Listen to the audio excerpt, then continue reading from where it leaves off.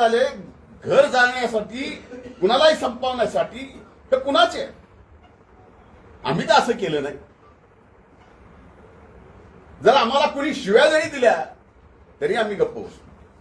अरे माझे तर उदाहरण माझे सहकारी सांगतील, तलवारीनं मला मारायला आलेले ज्यावेळेस लक्षात आलं, दुसऱ्या दिवशी माझ्या घरी आले, मी त्यांची गळा भेट करून बसून त्यांना चहा पाजला. एवढे असंख्य उदाहरण आहेत. आणि आज मात्र जरांगेंनी माझ्या एकाच प्रश्नाचं उत्तर द्यावं, कधी आहे तुमची तयारी? ईडब्ल्यूएस मध्ये जास्त आरक्षण मिळतं का ओबीसी मध्ये जास्त आरक्षण मिळतं? तारीख तुम्ही सांगा, जागा तुम्ही सांगा. अख्खा महाराष्ट्र बघेल आणि एकदा दाखवून देऊ की ईडब्ल्यूएस मध्ये जास्त मिळतं का ओबीएस मध्ये जास्त मिळतं, ओबीसी मध्ये जास्त मिळतं.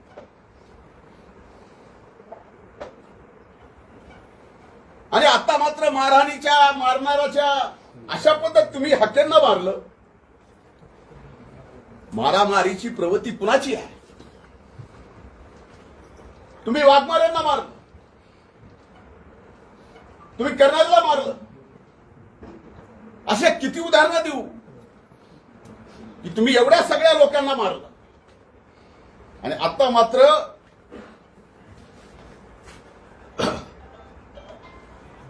काही लोक मला भेटले, मी कट केला,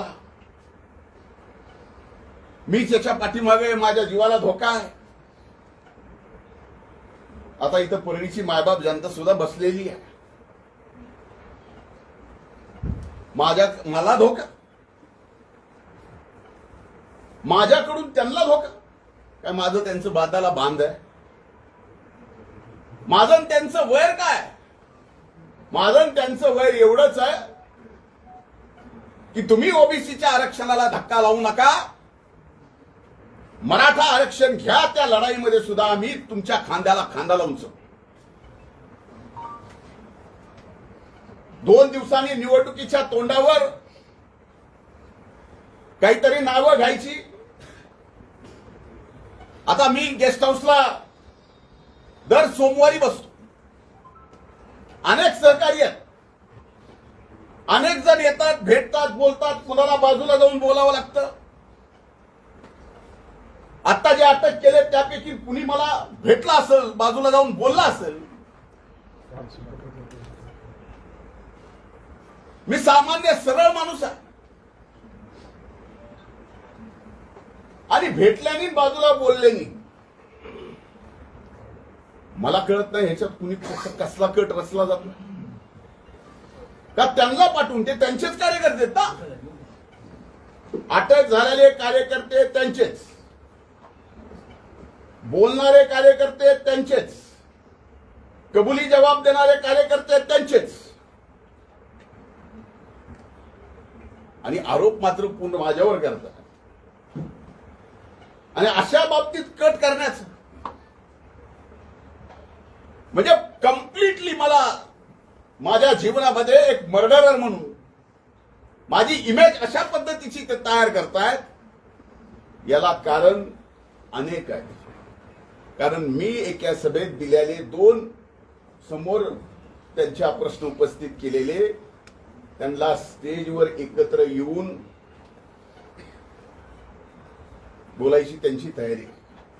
माझं तर म्हणणं आहे की या प्रकरणामध्ये आता महाराष्ट्र पोलिसांनी, म्हणून जरांगेंना धमकी आहे, मी त्यांना काही करायचा प्रयत्न करतोय, असं जर चाललं असेल तर माझी आजच्या या माध्यमातून, तुमच्या सर्वांच्या माध्यमातून मागणी आहे की या सर्व प्रकरणाची चौकशी ही आता महाराष्ट्र शासनानं नाही तर सीबीआयनीच केली पाहिजे. आणि याच्या पलीकडे जाऊन सांगतो, तर माझ्या मनात जरी असं पाप आलं असेल, कुणाला मारायचं, कुणाला थापड मारायची, कॅन्टीन कुणाला काही करायचं, तर माझी ब्रेन मॅपिंग करा. माझ्या ब्रेन मॅपिंग सोबत जरांगेची करा, जे आता आरोपी पकडलेत त्यांचीही करा. आणि ब्रेन मॅपिंग सोबत नार्को टेस्ट सुद्धा करा. कोर्टाची अडचण येत असेल तर मी स्वतः वकील लावून आरोपीची, जरांगेची आणि माझी कोर्टाकडून परवानगी घेऊन या ठिकाणी ब्रेन मॅपिंग आणि नार्कोची टेस्ट एकदा करू. म्हणजे लक्षात येईल खरं काय खोटं काय. उठायचं आणि एखाद्याला बदनाम करायचं आणि यांचं बोलणं मुख्यमंत्र्याची आयमाय काढायची, भुजबळांची आयमाय काढायची. आमची तर जपच आहे. पंकजा ताईला काय नाही ते बोलायचं. घरात इंग्रज आले होते. ही बोलायची पद्धत आहे का पुरुषाची?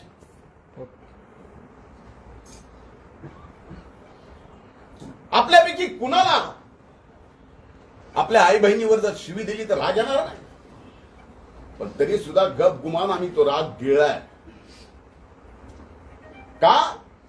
तो हो, आम्हाला सुद्धा वाटतं की मराठा समाजाला आरक्षण दिलं गेलं पाहिजे, पण ते ओबीसीच्या आरक्षणाला धक्का न लागता. आता त्यांच्याकडे काय आहे, काय दाखवणार आहे, 4 दिवसानं काय दाखवणार आहे मलाही म्हणता येतं. माझ्याकडे काय आहे काय नाही, 4 दिवसांनी काय दाखवायचं. आज आर्टिफिशियल इंटेलिजन्सनी काही तयार करता येतं, काही. आता माझ्या मध्ये फोनवर बोलणं झालं. एकमेव माझा फोन आहे जो 24 तास चालू असतो. मी का चालू ठेवतो? का माझ्या आजूबाजूला आणि ज्यांचा सगळ्यात जास्त माझ्यावर विश्वास आहे ते गरीबातले गरीब माणसं. आणि त्यांना कुठली अडचण आली तर त्या अगोदर माझा फोन लावतात, त्यांची अडचण होऊ नये म्हणून मी माझा फोन चालू ठेवतो. सहकार्याला तर बोलतोच, पण त्यांच्या अडचणी सोडवतो. आता त्याच्यात जर मला कोणी फोन केला आणि बोलले तर याचा अर्थ त्या अर्थाने बोललो, त्यांना संपवण्याच्या ह्याच्या संबंधित बोललो. कशासाठी? आणि ह्या सगळ्या गोष्टी मनोज जरांगेजी फार महागात पडणार आहे. कर्मा रिपीट्स. जेवढं तुम्ही खोटं कराल तेवढं खोटं तुमच्या विरोधात सुद्धा फिरेल, हे लक्षात ठेवा. आणि मला संपवायचं म्हणजे का? मी त्या दिवशी पहिल्यांदा ओबीसी एल्गार, पहिल्यांदा जीवनात ओबीसीचं आरक्षण तशाला तसं राहिलं पाहिजे म्हणून मी व्यासपीठावर गेलो.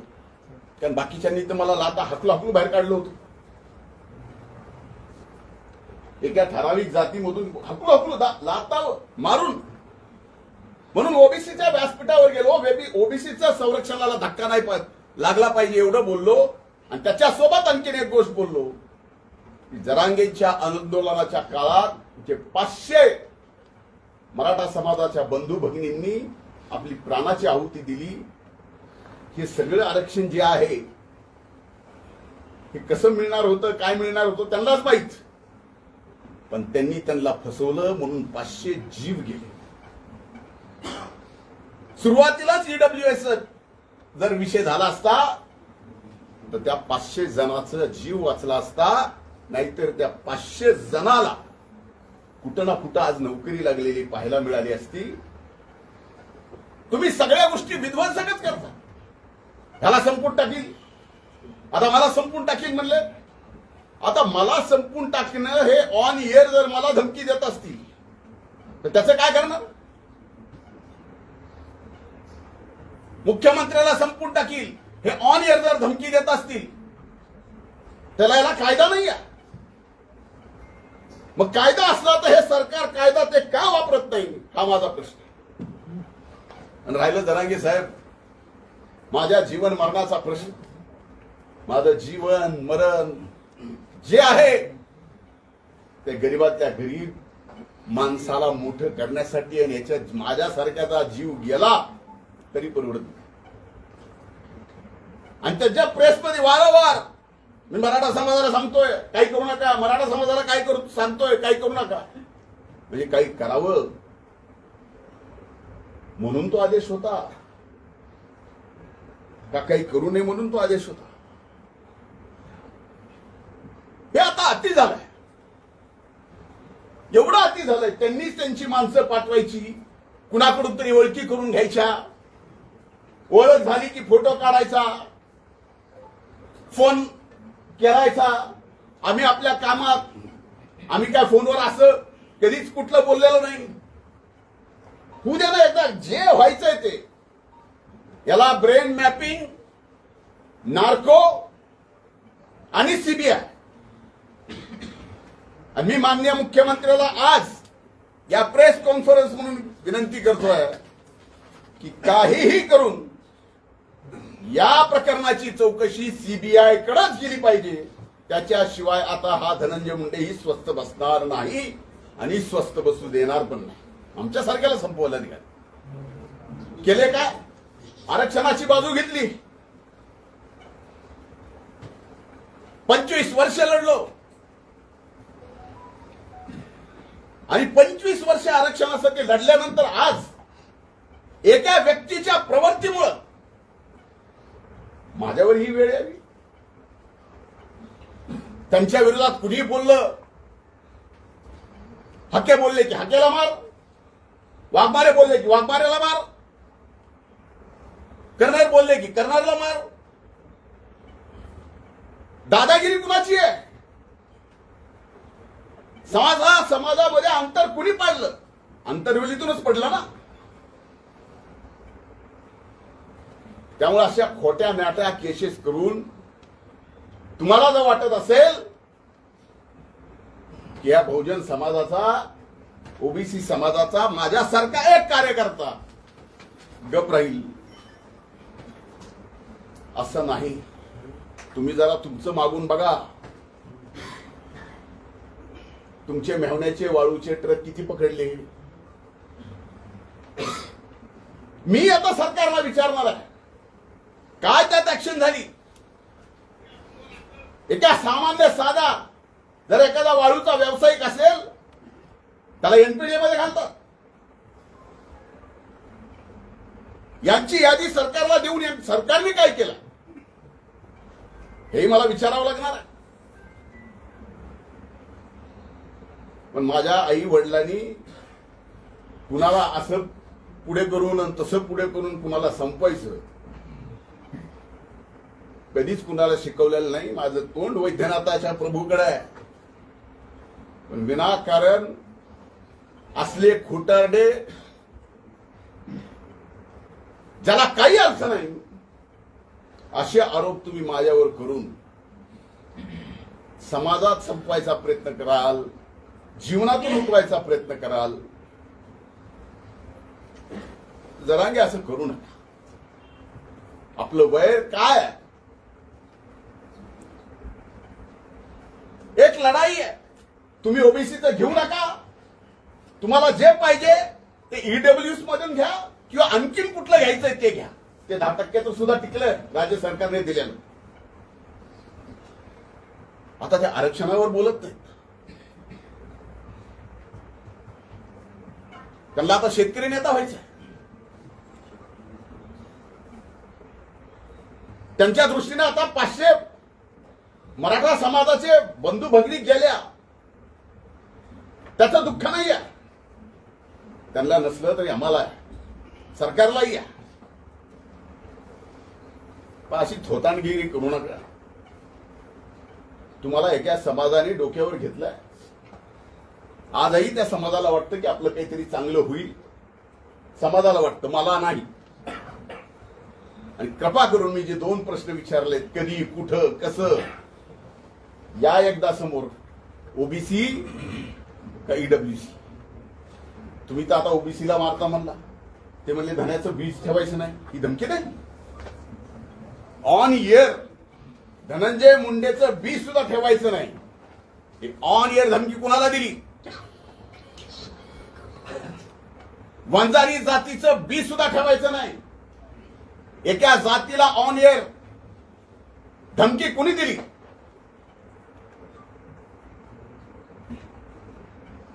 ओबीसीचे सगळे बीला बी या महाराष्ट्रातून उपटून टाका. धमकी कोणी दिली? जरांगे, जर सगळंच अधिकार तुमच्याकडे आहेत आणि सरकार जर तुमचंच ऐकत असेल तर या अख्ख्या ओबीसी समाजाला गोळ्या घाला आणि महाराष्ट्रातून संपून टाका ना. गोळ्या घाला, मला संपून टाका.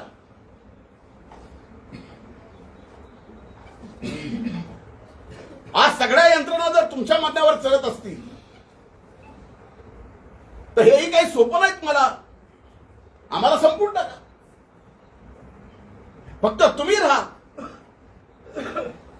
मला आजही आठवतं ज्यावेळेस 17 तारखेच्या सभेत मी ईडब्ल्यूएस आणि ओबीसीचा मुद्दा काढला, त्यावेळेस मराठा समाजातल्या अतिशय हुशार, तत्वज्ञानी, शिकलेल्या असंख्य लोकांनी फोन करून म्हणले, तुम्ही जी भूमिका घेतली तीच बरोबर आहे, तिथंच न्याय मिळू शकतो. मराठा समाजातल्या अनेक तरुणांनी, अनेक माझ्या सहकार्यांनी म्हणले, ही भूमिका घेतली ईडब्ल्यूएसची तरच फायदा, असा फायदा होत. मग एकीकडे आम्ही सुद्धा इतर समाजाचे असून मराठा समाजासाठी लढलो, आणि आज जर कुठं काय मिळत असेल आणि ते मिळत असतील आणि ओबीसीच्या आरक्षणाला धक्का न लागता मिळत असेल तर द्यायला काय अडचण आहे. रोज उठलं की एक धरायचा, त्याला हाणायचं ह्याच्या आईला आणि त्याच्या आईला. अरे म्हणजे आमच्या सगळ्यांच्या आया बहिणी फक्त त्यांना शिव्या द्यायला ठेवल्यात. ऑन एअर बोलून काही बोलायचं, ऑन एअर बोललेलं त्याची साधी एनसी सुद्धा जर सरकार घेत नसेल. म्हणून माझी विनंती की हे प्रकरण सीबीआय कडेच गेलं पाहिजे, आणि या प्रकरणामध्ये जे जे असतील त्यांच्या सगळ्यांची माझ्या सहित, माझ्यावर आरोप केला ना, माझ्या सहित ब्रेन मॅपिंग आणि नार्को टेस्ट करा, आणि एकदा महाराष्ट्राच्या 12.5 कोटी जनतेला कळू द्या. विनाकारण एकदा एखादी 15 मिनिटाची प्रेस घेऊन एखाद्या व्यक्तीचं 30 वर्षाचं संबंध, राजकीय आणि सामाजिक काम तुम्ही संपवायला निघाला असाल, आता जनता सुद्धा दूधखोडी राहिलेली नाही. तुमचंही काय चाललंय, काय नाही, बुडाखाली काय चाललंय, कुठून काय चाललंय, कसं काय चाललंय. आम्ही 5 वर्ष विरोधी पक्ष नेते होतो, आम्हालाही बऱ्याचशा गोष्टी असं काही कारण नाही समजायला की आमच्याकडे नाही. आम्ही शांत आहे. आम्हाला सबंध समाज एकत्र करायचा आहे. पुन्हा या महाराष्ट्रात शिवछत्रपती शिवाजी महाराजांचा तो गावकूस उभा करायचा आहे. म्हणून आम्ही दम धरलेला आहे. मला एवढंच बोलायचं होतं. माझं निवेदन संपलं. धन्यवाद. भाऊ, यामध्ये त्यांनी वेगवेगळे आरोप केले. तर काही लोक नेमून गाडीमध्ये रेकॉर्डिंग करणं किंवा गाडीचं लोकेशन ट्रेस करणं असे देखील प्रकार केले जातात, असं देखील त्यांनी आरोप केला. आता मला सांगा की कुणाच्या गाडीचं लोकेशन ट्रेस करणं मला बंद पडलंय? मला काय बंद आहे कुणाच्या गाडीचं लोकेशन ट्रेस करणं? आणि माझं काही तेच काम आहे. ह्याला आरोप मानतात ही थोतांडगिरी आहे. मी कुणाच्या तरी गाडीत मोबाईल टाकतो. अरे एवढे मोबाईल आहेत होय माझ्याकडेच का मोबाईलची फॅक्टरी आहे? अर्थहीन बोलायचं, माध्यमांनी घ्यायचं, चालवायचं, टीआरपी मिळते. आता माझ्या प्रश्न आणखी मिळेल. कुणाला सोडलंय तुम्ही? कुणालाच नाही.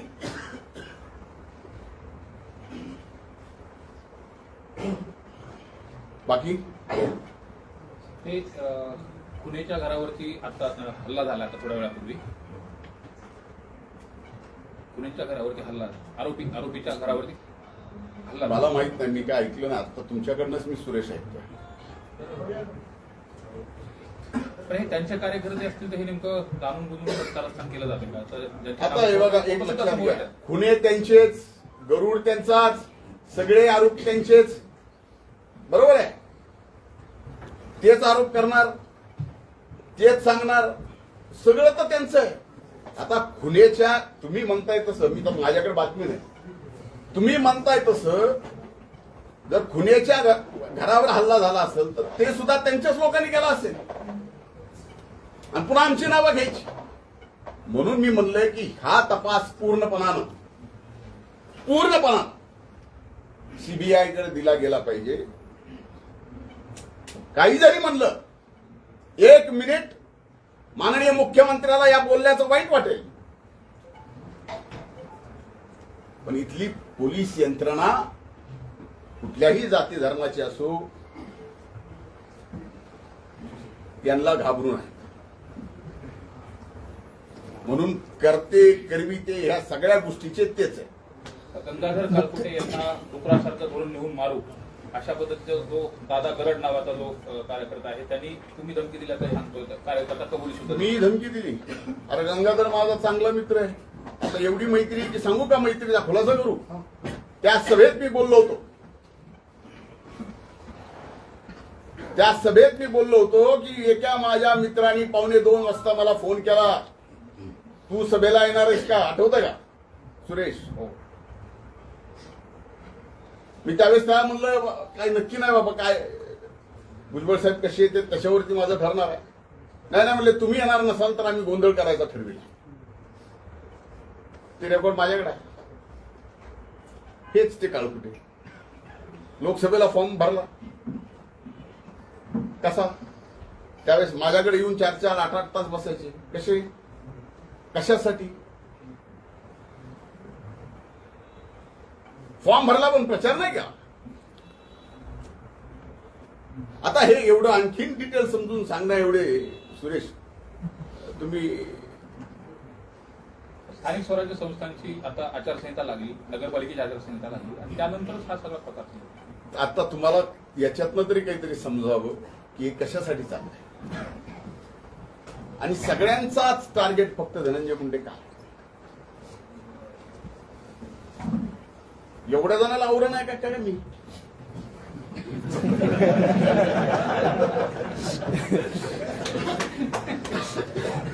कमाल आहे.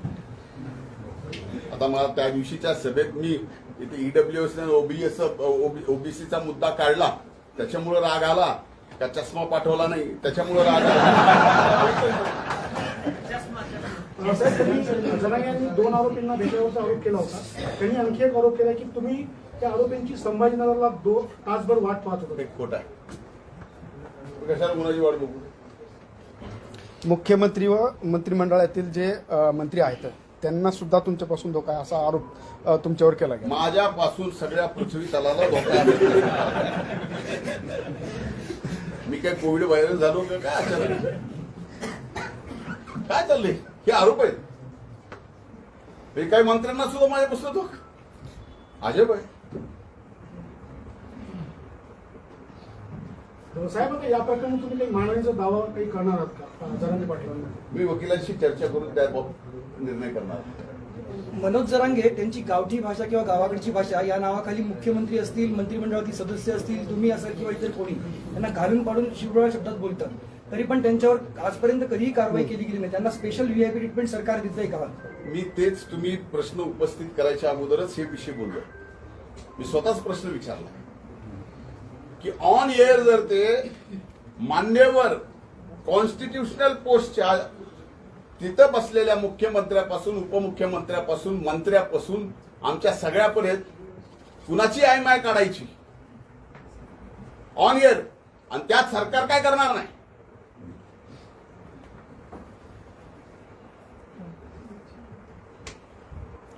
आम्ही काय एवढे बुळे नाही या सगळ्या गोष्टी न समजायला. मंत्रालयामध्ये 75% हे बंजारा समाजाचे अधिकारी चांगले आहेत, पण 25% अधिकारी हे तुमच्या ऐकण्याचे आहेत असा जरांगे पाटलांचा. मला 75%ला तरी चांगले म्हणले, त्यांचे त्याबद्दल आभार.